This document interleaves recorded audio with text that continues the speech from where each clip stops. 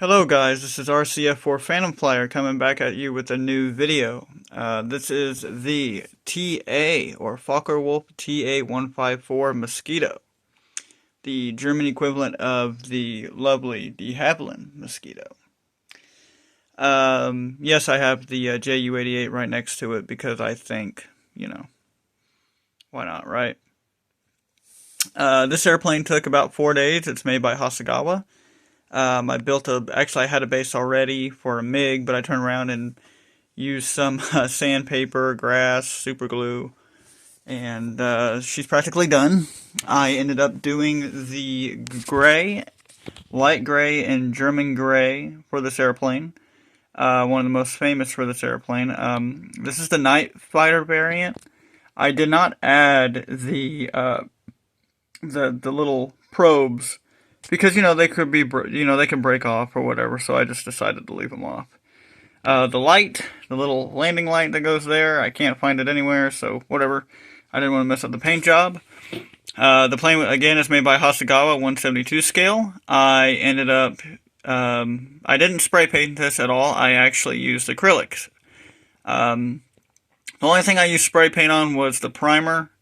The primer went on. I did 2 very light coats because I wanted to see the panel lining. After I did the light coats, I let it dry for about 48 hours, and then I went back and I painted the whole plane gray. And the acrylic, where'd it go? It's somewhere over here. Vallejo, one of the light grays over here. I painted all that, let it dry. Something I learned about acrylics is that if you're going to brush, use a lot of water. The more watered down your brush is, the better off the paint and how smooth it's going to be coming out. Hinting, some brush strokes on certain airplanes. After that, I ended up individually doing the little gray dots, or I call them cheetah prints. I actually looked off a stencil online. It's close. It's not the same, but it's close. I didn't want to get so accurate, but I got very, very close. There's normally a couple cheated prints, like right here, near the guns, but I opted not to, because the main purpose is on the top. On the bottom of the plane, there's no cheetah prints, it's just gray. The bottom are black crosses, the top are the white crosses, and, yeah, the TEF and the TEG. Saying it's the night variant, I chose that because, it looks good.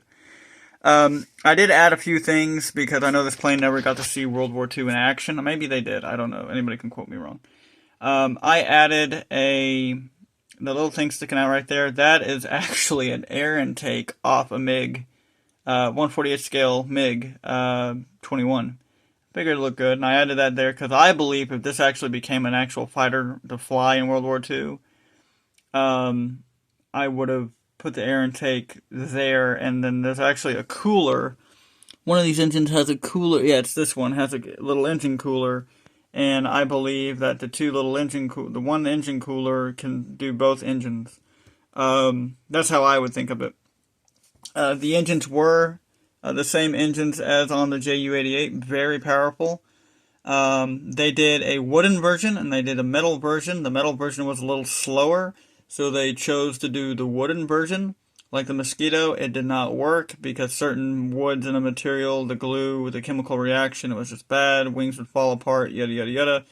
To me, if they would have stuck with metal, and Germany had all the materials because of the war, they didn't have a lot, I really, truly believe this fighter would have been a success. It was a very fast airplane. It could almost... The metal version couldn't hit the Moskito's speed, but it was very, very, very close. And I believe later down the road, it would have if the Messerschmitt MU-262 wasn't built, this plane would have dominated not only the Moskito, but everything. And a lot of people believe it, and I believe that as well.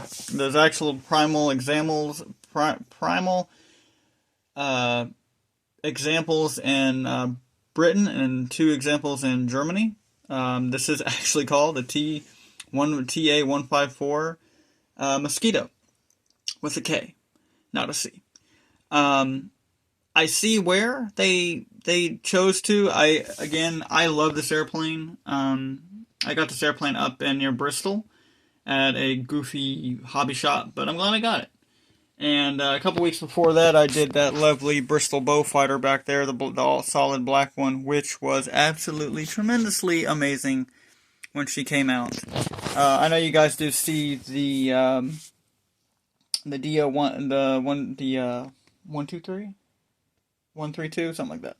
But I did the capture variant, so because the British actually captured one of these airplanes and used it against Germany, so I did the capture version. That's why it's in the British theme. But this space is so small that I had to put the Moskito over here. Hinting, there's a Zero, there's a Kika, there's a Meteor, a Moskito, there's all that stuff over here. So this was actually one of my first planes I did here at my home. The Spitfire with the clipped wings, and then I did their Mustang, but it was just my variant. I didn't actually, and all that stuff. And then, the lovely, beautiful, beautiful Valkyrie and the beautiful, they're both AMT, and they both came from Louisville, believe it or not. But yeah, let's get back at this. I actually have a JU-88 right next to it to give it just a little bit of a good look. I was going to do a base with the JU-88 and with the Ta154, but I chose just to do, so Germany did a lot because, the wheels were meant for grass. The only time the plane ever landed on concrete was for testing reasons at certain, faculties and facilities and stuff like that. A lot of German planes, the Luftwaffe did a lot of unknown grassy runways, meaning they did runways where the runway's hidden in grass, but so the plane literally lands on grass, and then in order to work on it, because you don't want to work in grass, right? You level out the plane, for oils and fluids and hydraulic fluids and all that stuff. And so they would put the plane onto the lovely 1, 2, 3, 4, who knows, 8 to 10 to 20 planks. And it helps them in the snow and the cold and the ice to get the plane up off the ground temporarily in order to fix it and do what they need to do to get it back airworthy or airborne or maintenance, yada, yada, yada. So that's what I did. And actually so, like I said, this is for a MiG-29, Ukrainian, but she's over there. And then I went back, and then it was all snow. And then I actually scraped a lot of it off, and I added green grass that I got from a local hobby store, Hobby Lobby. And then I took, and I didn't think of it, I took actual sandpaper, a couple sheets, and I would cut them in strips, like wood. I mean, some people do wood, some people don't do wood. I didn't do wood, whatever. I laid the wood down. And then I did a little bit of PVA glue, or CA glue, yeah, PVA, which is over there, which is really good with canopy because it dries clear. And then I added, after it dried, I did a little more grass, make it look like it's part of the, the terrain. And then from there, I took a little bit of sticky tack under the wheel, super glued the sticky tack, but I didn't super glue the front wheel, but I did PVA the back wheel. So that way, if we ever move or whatever, I'm able just to take the plane out, pick the plane up, pack it away, or, put it on the, what do they call them, styrofoam popcorn. Or you never know, it may just stay, may sit in the floorboard, who knows. But yeah, that's kind of where I'm at right now. The plane came out beautifully. I'm actually considering just keep doing hand painting, just because hand painting is a lot easier for me. I also do draw. You can see up there, there's airplanes everywhere. Literally everywhere, that I draw. So, that's what I kind of do. I'm kind of, it's a lost art because, hand brushing came around a lot longer than airbrushing. So, that's kind of where I'm at. Again, this plane came out beautifully. No issues whatsoever. The only issue I had was believe it or not, instead of putting weights in the nose, you had to put 2 8-ounce weights in each engine nacelle in the back. And it was in the front because the plane is so tail heavy, and you can see it's long in the front, yada yada yada.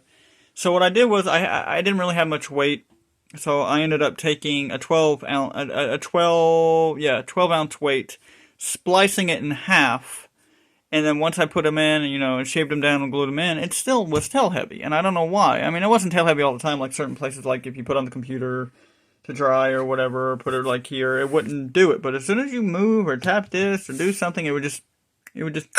So I was like, okay. So the sticky tack is good and the PPA is good. So, Would be my first Ta154. I would do another one in the future, but the problem is there wasn't a lot of them there wasn't a lot of them. So this may be my only one. And again, I didn't add the night variant little strobes because, I didn't, those little doohickeys would have broke off the nose anyways. So I was like, no. And the bombs would be up internally. And then I bought this new paint called Earth, Dark Earth. It worked really well with it's like a clay shred. And it worked really, really well with the air intakes. And then I did a little bit of a gloss, did a little bit of a semi-gloss coat on it. So, because, this plane was very sleek. There was barely any oil dripping anywhere. Maybe every now and then, but it wasn't, it just was not bad. It just wasn't, it was a clean, slick plane because they wanted to keep it up. The differences with the first Moskito and the German Moskito, the first variant of the Moskito, the first Moskito only had 4 guns. This plane, they added 4 guns, 2 on each side, that the back operator could use, and then they decided to try it out with a anti-big 50 caliber gun, and it wasn't tail heavy anymore, but the plane's performance dropped because of how heavy the gun was, but it worked. The Moskito ended up going with 6 guns, 3 up underneath, 2 on the sides, 2 in the wings. This thing was a beast. And still to this day, nobody can outfly the Moskito. That's just whatever. But 400 and then after that plane was developed, I don't know why the British did it, but then they decided to look at something. It's a one-seater, the one-seater variant of the Moskito called a Hornet. And that plane went 475 miles an hour, 79 miles an hour, sorry. And that was a beast. Yeah, that's like faster than a P-51, almost ME-262 fast. So, I give the British props. And again, but here's the thing though, I love German airplanes. German airplanes are amazing. I also built this airplane in commemorating what just happened in Israel. They actually, I know you guys probably see the swastika on the plane. You can see it there. I understand everybody is against the whole German thing. I get it. Whatever, from back in World War II. But you know what? Germany just came over to Israel to help them because of the Gaza incident. Gaza war. So, don't think highly of them. They stood up for themselves and they came over and they helped the Jewish people. And that is amazing. Out of all people, that would have been the last people I would have seen do that, but they did. And because of this, I'm commemorating not that symbol, but I'm commemorating the German Luftwaffe Air Force, because it was the Luftwaffe that came over to their military aid in Israel. And considering I am Jewish by blood, I forgive them for the things that they've done in World War II, which was like 80, 90 years ago. So, guys, if you guys don't like this video, go on somewhere. If you guys like this video, thank you. But yeah, that's where I'm at. I won't be doing the next plane until Thanksgiving, because I've already done 2 in the past month. I like World War II. I like my jets, but I also like my World War II, especially after this. I bought this new varnish, or my girlfriend, bought this new varnish over there. It's called Micro Gloss. You put it all over the plane before you add the decals, and then you do, after the decals, then you add microsol to make them look like they're painted on, and it worked. And I have like 1, 2, 3, 4, 5, 6, 4, 5, 6, 7. I have 7 bottles of certain things, and they work really well. And the only problem is you got to go through brushes, but that's just the way it is. So, that's really about all I got. I hope everybody has a really good Thanksgiving, and I hope everybody has a good rest of the new year. I'll be updating soon. Next week I go back to work, so it is what it is, right? And yeah, I hope everybody likes this video. And also, please go to RC Phantom Flyer. Not Phantom Flyer. That's my YouTube. You can go to my Instagram, RC Phantom, or just Phantom Flyer. And you can also go to my best friend, which is Demon Driver. Go give him a like and a thumbs up. And he does a lot of great RC builds. Talks about RC. And yeah, so this is RCF4 Phantom Player, and I will be getting back to you guys soon. Hope you guys have a great rest of your new year, great Thanksgiving. Stay safe. God bless. Bye bye.